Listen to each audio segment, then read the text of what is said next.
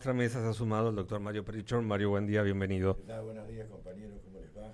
Pero muy bien, acá estábamos, le cuento a la audiencia del Plata 93.5 que en el corte estábamos hablando y que me gustaría que lo repita porque siempre lo dice, pero nunca está de más, Marcelo, dar estas opiniones que ustedes recién estaban emitiendo fuera de aire, ¿no? Y decías, ojalá más humanidad y menos economía. Sí, en realidad lo que hablábamos con Mario, como decís vos, a veces, viste, en el entretiempo surgen cosas que por ahí al aire no decimos y son jugosas. Yo digo que todos los conflictos tienen siempre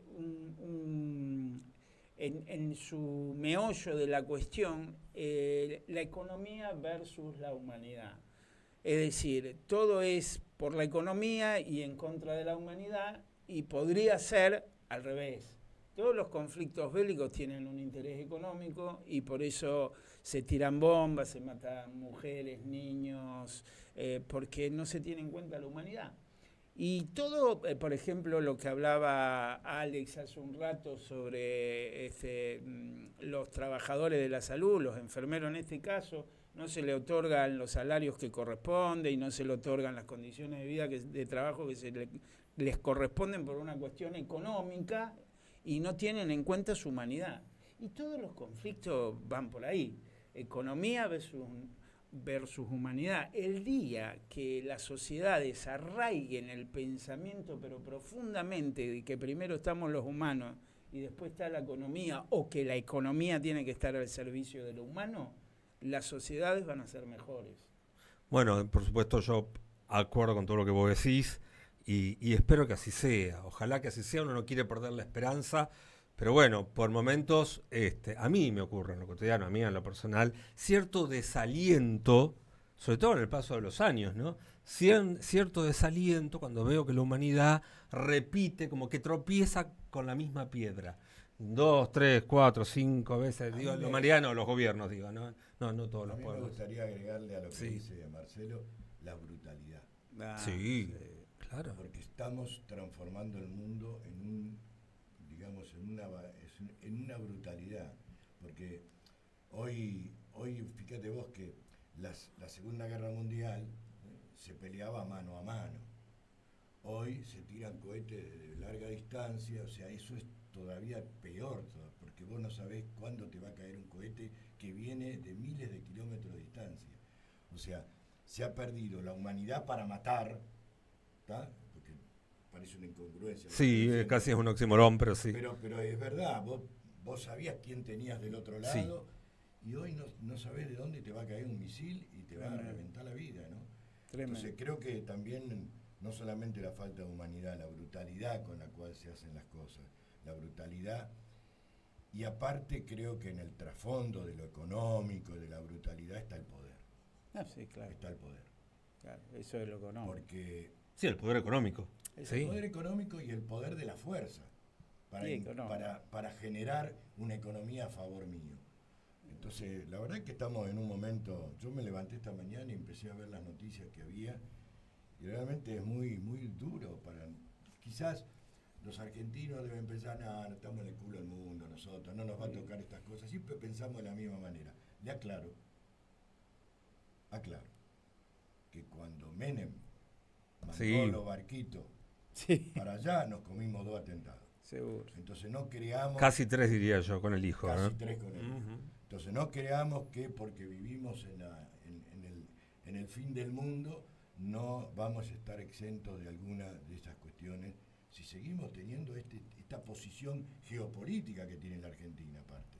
Acá se combina, yo creo que se combina algo peor todavía que en el gobierno de Menem, porque se combina una alianza geopolítica muy estrecha con una brutalidad por parte del gobierno nacional que realmente llama la atención, ¿no? Claro. Es peor que el otro.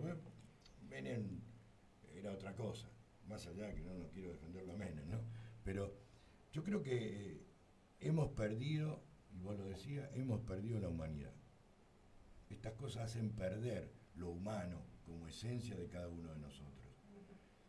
Yo vengo, te contaba Andrés, el otro día tuve una reunión con las mujeres del Sí, ya nadie habla.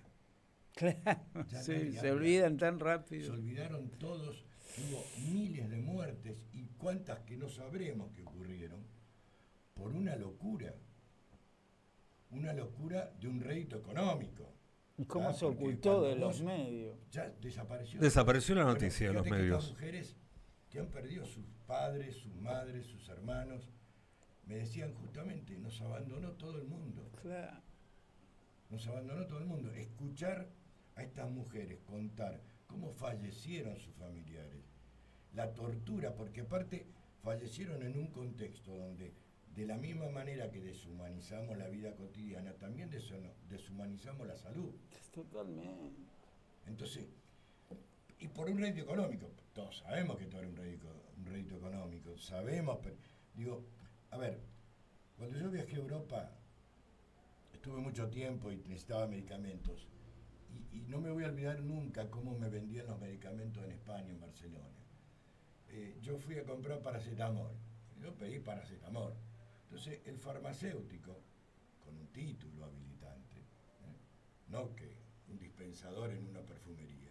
¿Estamos? Claro, no un diploma colgado. Exactamente. Ujú.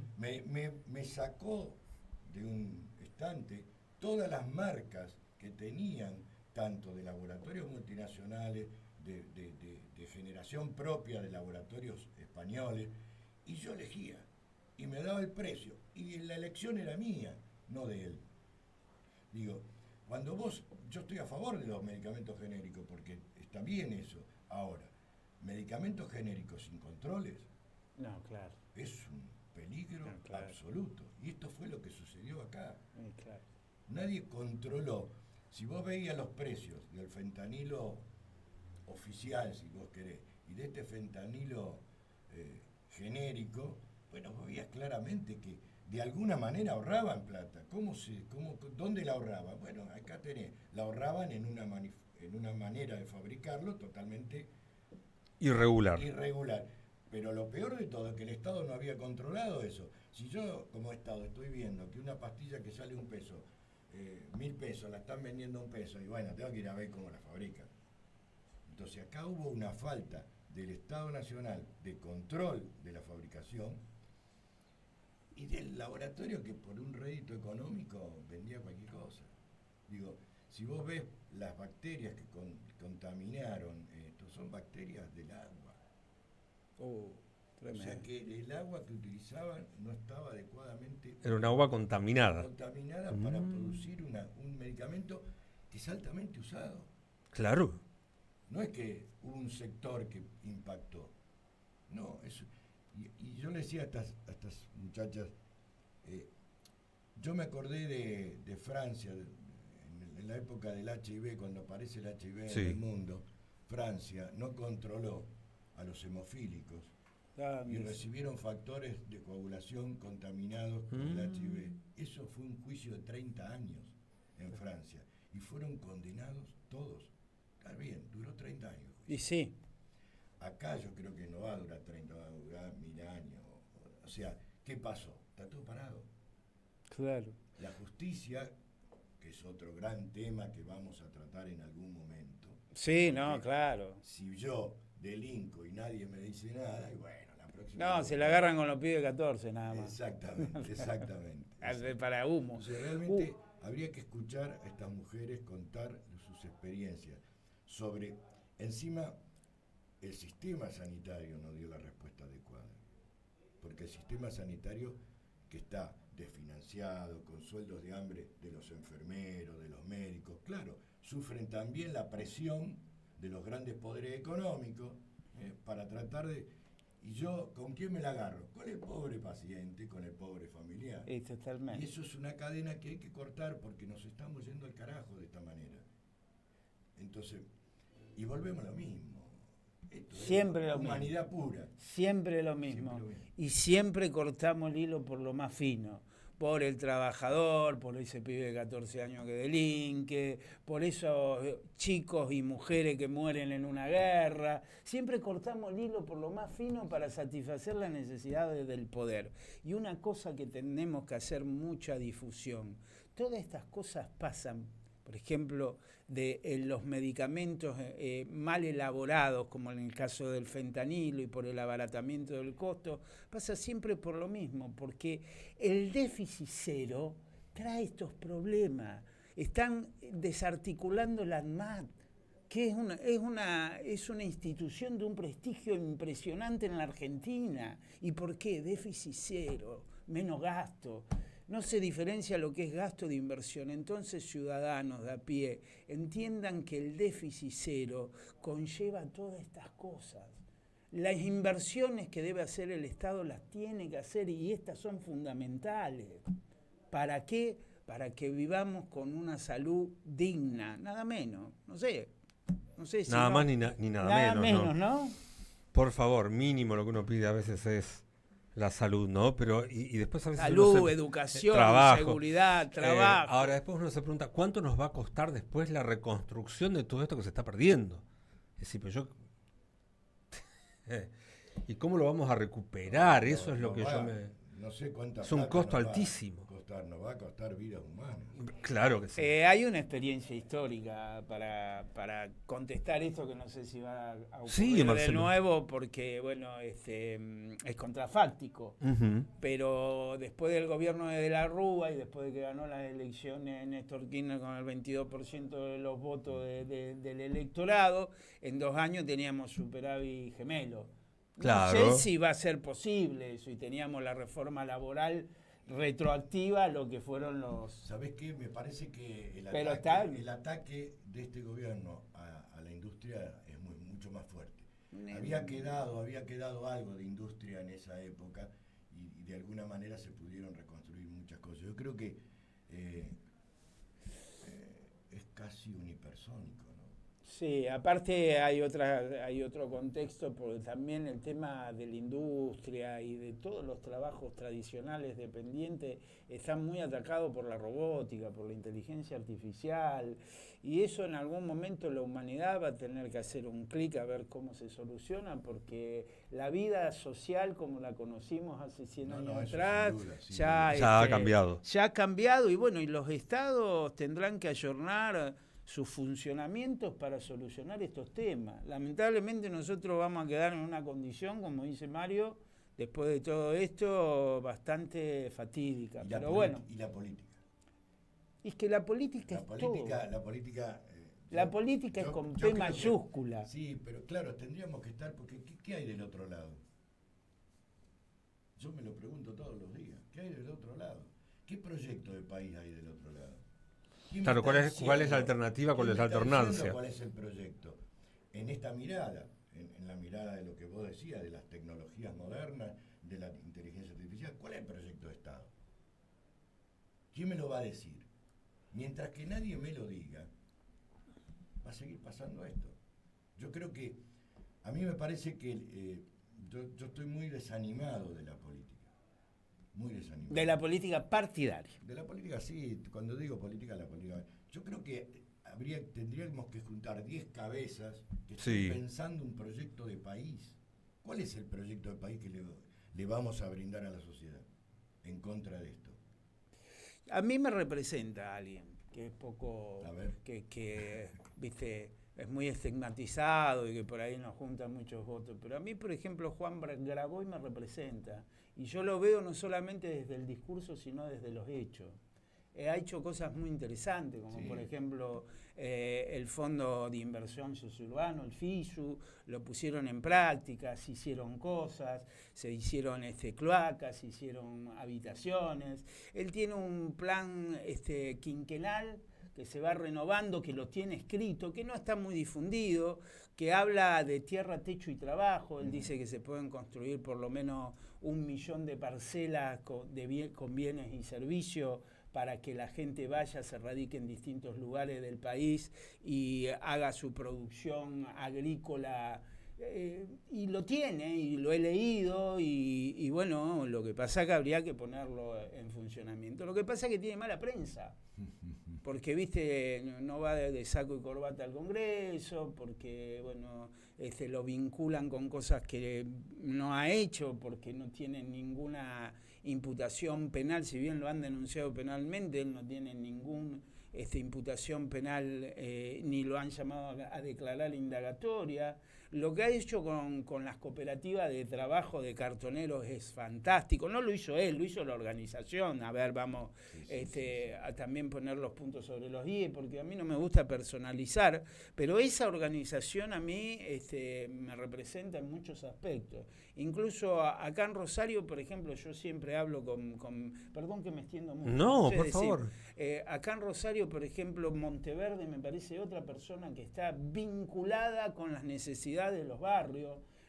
Yo lo que digo, nosotros los que tenemos una idea nacional y popular, ponerle peronismo, ponerle progresismo, no me quiero poner con el peronómetro porque también eso me resulta antipático, tienen que volver a la fuente que es militar en los barrios y darle satisfacción a la gente de lo que necesita y dejar de hacer la política desde los escritorios en la capital federal. Y Marcelo, yo te agregaría también, falta movilizar a la juventud, porque eso es fundamental, y esto que usted decía, Mario, que también es, ¿qué es lo que hay del otro lado? Bueno, ¿cuáles son las alternativas que tengo? Acá el doctor Marcelo Acuña nombra a un posible candidato, que le gustaría que fuese candidato a la presidencia. Fue.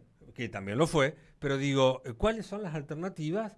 Y ya deberían estar trabajando sobre eso para que la gente pueda en este periodo de 2 años, bueno, ver qué es lo que se plantea desde el otro lado. De momento hay casi como un silencio, ¿no? de radio, ya que estamos en el medio, pero hay casi como un silencio de radio frente a eso, pero, ¿no? Perdón, en eso también en los medios de comunicación no difunden. No lo digo por nosotros que somos... Nosotros lo podemos hacer por... Lo estamos haciendo. Pero los medios no difunden. A ver, ese plan quinquenal que yo no sé si es la solución, yo digo que yo lo leí, a mí me representa, que de Juan Graboy y su organización política Patria Grande. No estoy haciendo propaganda a Juan Graboy porque odio los personalismos, además. A mí me gusta hablar de ideas. Sí, está poniendo un ejemplo. No, a mí me gusta hablar de ideas y vemos cómo las ejecutamos, si son buenas las ideas. Primero las ideas, la planificación y después vamos por la gestión, a ver si se puede o no se puede. Y digo... No hay difusión de esto. Juan Graboy, cuando perdió la interna del peronismo, le entregó, así, que yo lo leí, a Massa, el plan que él tenía para hacer una Argentina más grande. Después dicen, desde la oposición que hay, por ejemplo, Kelly Olmo planteó un proyecto de reforma laboral alternativo, donde habla de inteligencia artificial, de la baja de la jornada de trabajo. Nadie lo sabe. Nadie lo sabe. ¿Por qué? Porque no hay difusión. No hay difusión. Nosotros somos la excepción. Somos la excepción a la regla. 11:51 en toda la República Argentina. Antes de irnos al corte, quiero aprovechar que nos visita el doctor Mario Perrichón, porque estaba viendo las noticias, cambio un segundito de tema, pero estaba viendo las noticias que aparentemente se estaría previendo adelantar, ¿no? Tema que hemos tratado ya, la vacunación antigripal, supongo yo que será para mayores de edad y para los pequeños. Sí, ya lo habíamos dicho. Sí, sí, recuerdo. Que debería la Argentina empezar a vacunar a la población más vulnerable, entre ellos los chicos, los menores, los pacientes inmunosuprimidos, etcétera, los mayores de 70 años, 65 años si querés, en marzo. El problema que no está aclarado todavía en el país, y yo no he leído nada, es qué vacuna vamos a recibir. Porque la vacuna antigripal que circuló, vos sabés que las vacunas antigripales se toman las cepas del hemisferio norte en el invierno para trasladarla al hemisferio sur en el invierno. Lo que pasó, pero ese traslado se hace semestral, o sea, los primeros 6 meses el hemisferio norte en el frío detecta las variantes del virus y produce una vacuna. Y a los 6 meses hace un recambio dependiendo de que haya llegado otra cepa diferente. El problema que hubo que el segundo recambio no llegó posterior a que se aparece la cepa H3N2.